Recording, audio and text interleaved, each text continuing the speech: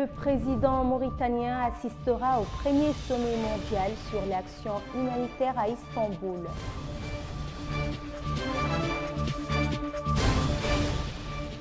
Conseil des ministres, augmentation de la charge horaire des enseignants du supérieur.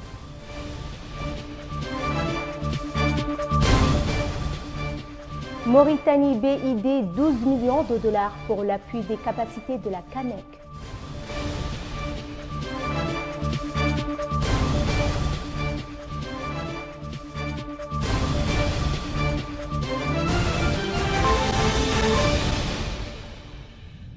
Bonsoir et bienvenue.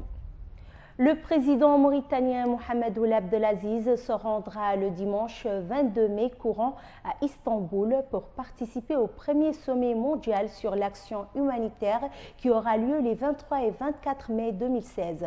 125 pays, dont 50 chefs d'État et de gouvernement, réaffirmeront au cours de ce sommet leur engagement commun à l'égard de l'humanité et de l'universalité des principes humanitaire. L'objectif du sommet organisé par les Nations Unies est de générer, par le biais d'engagements concrets, leadership mondial pour prévenir et mettre fin aux conflits et contribuer à alléger les souffrances humaines causées par les armées, les catastrophes naturelles et les épidémies. Le Conseil des ministres a approuvé jeudi 19 mai un projet de décret portant l'augmentation de la charge horaire obligatoire pour les enseignants, chercheurs universitaires et hospitalo-universitaires. Le présent projet propose un ajout de 2 heures additionnelles à la charge horaire hebdomadaire pour être au total 8 heures par semaine équivalent cours. Cette modification, selon le Conseil des ministres, permettra aux institutions de l'enseignement supérieur d'améliorer le management de leurs ressources humaines, contribuant ici à résorber le déficit en matière d'accomplissement du volume horaire requis pour la formation. Le ministre mauritanien de l'économie et des finances, Mokhtar Ould Djaï, a signé jeudi 19 mai en Indonésie avec le président de l'Institution internationale islamique de financement du commerce, Hani Salem Soumboul, un accord de financement d'une valeur de 12 millions de dollars destiné à l'appui des capacités de la centrale mauritanienne des achats des médicaments et consommables essentiels CAMEC. L'accord a été signé en marge des travaux annuel du groupe de la Banque islamique de développement BID organisé en Indonésie.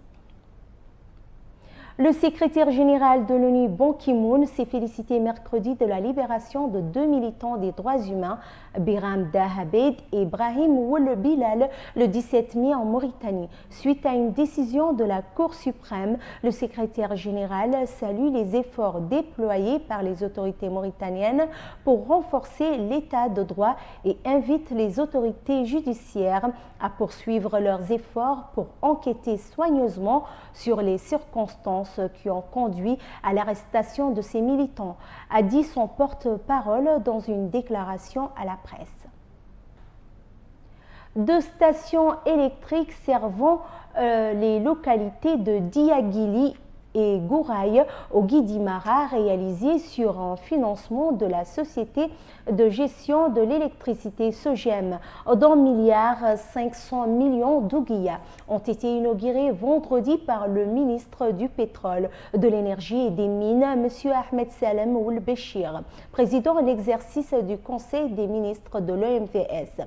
L'événement a donné le lieu à un mot du commissaire de l'OMVS, M. Kabinet Komara, dans lequel il a souligné que ces réalisations sont le fruit de l'intérêt qu'accorde le président de la République, M. Mohamed Ould Abdelaziz, à l'OMVS et à l'amélioration des conditions de vie de ses populations.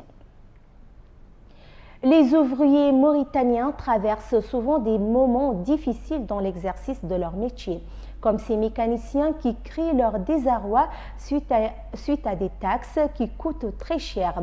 Ils demandent aux autorités concernées à revoir cette affaire. Adama Operaouno.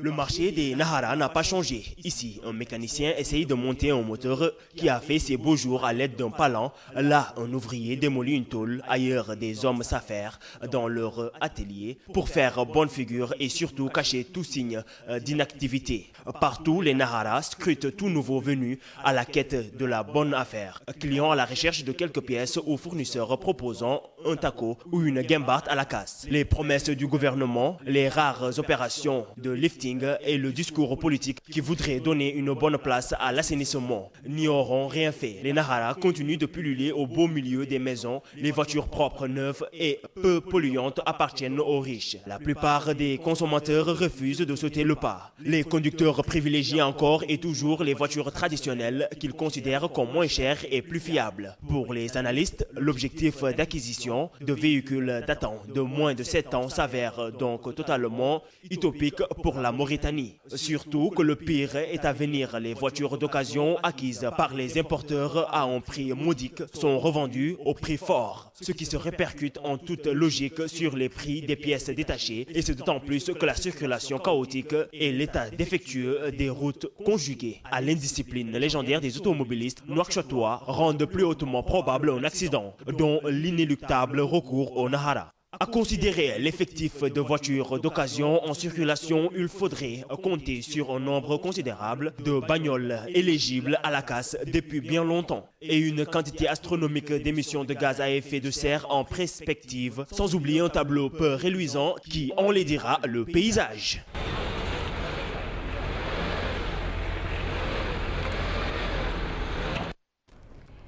L'existence de l'or dans la région de l'Inchiri commence à faire de nouvelles fortunes. Ils sont en effet de plus en plus nombreux, ces orpailleurs qui ont réussi après quelques jours passés dans le territoire cible à s'offrir des fortunes. Plus de précisions avec Babacar Nam. Des milliers de Mauritaniens auraient profité à ce jour des richesses aurifères qu'offrent les terres de l'Inchiri. On se rappelle, l'information provenait des sources du ministère de l'Industrie, lequel a finalement décidé de s'investir dans le secteur de prospection traditionnelle de l'or. Cet homme se plaint de la cherté de l'eau et les conditions difficiles de vie. L'eau coûte cher ici. Il y a des gens qui achètent le baril à 5 000, d'autres moins que ça. La vie est difficile ici, comme vous le constatez. Le transport d'eau coûte cher et ceux qui transportent l'eau s'en profitent. Nous demandons l'aide de l'État. En effet, face à l'engouement de plus en plus croissant des populations vers les zones cibles de l'Inchiri, le département concerné avait décidé d'octroyer des licences pour la prospection de l'or. Cet homme, lui, regrette d'être ici dans ces conditions difficiles. Il demande aux autres Mauritaniens qui n'ont pas encore fait le déplacement de ne pas venir dans cette souffrance. Je lance un appel aux Mauritaniens qui n'ont pas encore fait le déplacement de ne pas venir, car il n'y a pas d'or ici. Les gens sont fatigués pour des choses qui n'existent pas. Il n'y a pas d'eau, les moustiques sont nombreux. Rappelons que jeunes hommes et vieux se dirigent depuis quelques semaines dans la zone minière de l'Inchiri pour trouver ce métal jaune qui est aujourd'hui. L'actualité internationale en bref et en images avec Adama Operaounou.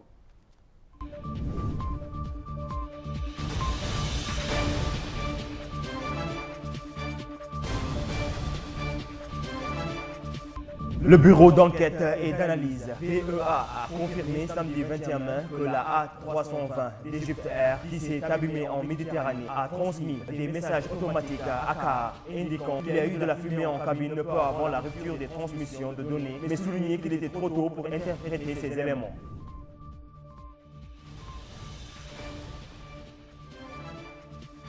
Au moins 60 personnes sont mortes en 5 ans dans les prisons du régime de Bachar al-Assad, a affirmé samedi 21 mai l'Observatoire syrien des droits de l'homme. Depuis mars 2011, au moins 100 personnes ont perdu la vie sous la torture ou en raison des mauvais traitements, notamment l'absence de médicaments et de nourriture dans les centres de détention du régime, a indiqué le directeur de l'OSDH, Rami Abdelrahman. Il a précisé que ces chiffres avaient été obtenus auprès de sources du régime.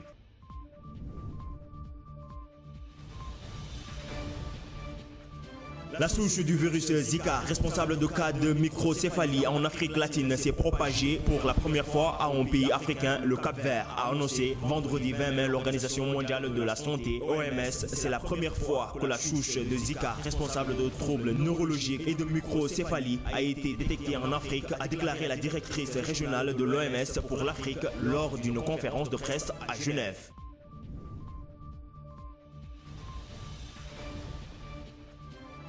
Les 219 lycéennes de Chibok ont été kidnappées par Boko Haram. Le président Mohamedou Buhari a dit avoir de nouveaux espoirs de retrouver d'autres otages. Selon le porte-parole de l'armée nigérienne, le colonel Sani Ousmane, la deuxième otage de Chibok se trouvait parmi 97 femmes et enfants libérés jeudi lors d'une opération conjointe de l'armée et des Mycéliens aux alentours de Damboa, dans l'état de Borno, dans le nord-est du pays.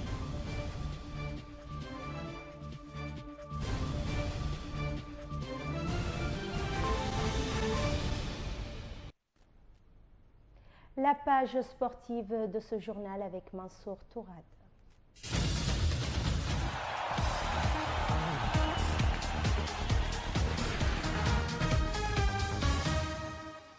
C'est officiel, les Panthères du Gabon et les Morabitons s'affronteront le 28 mai 2016 à 16 h à Barcelone en rencontre internationale. La société Sport Global Management, dirigée par l'agent de match Gaël Maché et organisatrice de cette confrontation amicale, a officialisé la nouvelle sur sa page Facebook. Les Morabitons sont annoncés le samedi 21 mai à 17 h heure locale à Barcelone. Ils rallieront la ville à Salou par bus. Les protégés de Martin seront logés dans le cadre féerique de l'hôtel Aqua. Signons que le sélectionneur national Corentin Martin communiquera le vendredi 20 mai la liste des joueurs retenus lors du rituel avec la presse sportive.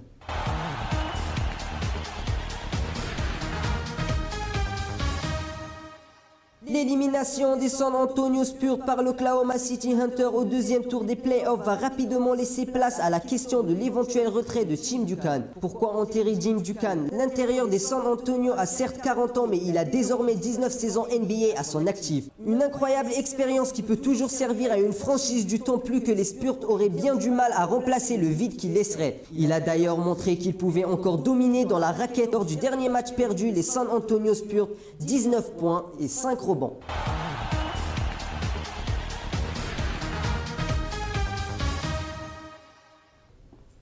Les 4 premiers Français au classement ATP font pour l'instant une saison encourageante sur terre battue. À la différence des années précédentes, Tsonga, Gaël et Monfils ont privilégié le Master 1000 au tournoi secondaire. De son côté, Gilles Simon s'est rendu à l'Estroli, a préféré aller jouer à Nice cette semaine plutôt qu'aller à Rome la semaine passée.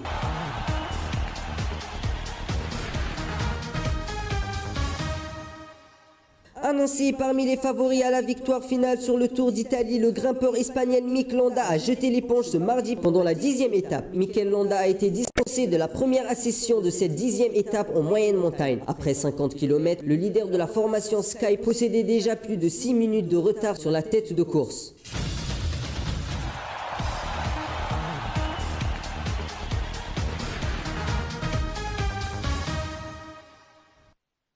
Le rappel des titres. Le président mauritanien assistera au premier sommet mondial sur l'action humanitaire à Istanbul. Conseil des ministres, augmentation de la charge horaire des enseignants du supérieur.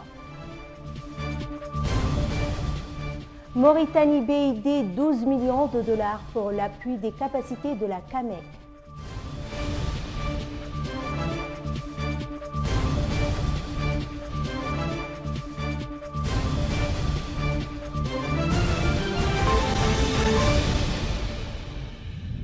Merci et bonne suite de programme sur Al Wataniya.